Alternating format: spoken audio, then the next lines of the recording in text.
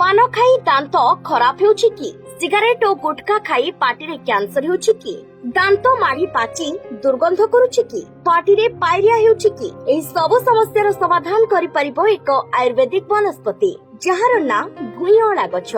भुइअंला चारिआडे घास बुदारे हुए आमे ता विषय तो जानि नाहंती सेथिपाई ताकू एक घास गछ भाबी आमे उपाड़ी फिंगी देइथाउ हेले सेही गछ आवर बड़ बड़ असाध्य रोग को भल करि पारे। एबे आसंतु जानिबा एही गछटी देखिबाकू किपरि। एही गछटी देखिबाकू छोट तार उच्चता मात्र 3 इंच हेबो हेले एहा शरीर पई बड़ धमाल औषध। एही गछर कोली सबु तार पत्र पछपटे होइथाय। एही कोलीर स्वाद टिके कसा लागे। जदि कहा दांत माड़ी पाचुछि कि रक्तस्राव हेउछि पान गुटखा खाई कैंसर रोग आरंभ हेउछि ताहाले भुइअंला कोली सकाळु खाली पेटरी 2 रु 4टा चोबाई खांतु राम बाण परी काम देबो। एही गछ आहुरी अनेक औषधीय गुण रे भरपूर। जदि रक्त अपरिष्कार अछि एही गछर कोली खाइले शुद्ध होई जिवो। जदि आपणक गळा बसी जाईछि किंबा कफ होईछि भुइअंला खाइले ठीक होई जिवो। स्त्री लोकक स्तन समस्या को दूर करे भुइअंला।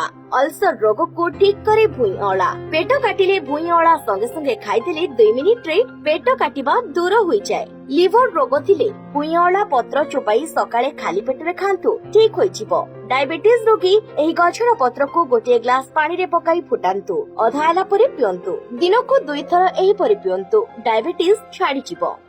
Bureau report office reporter.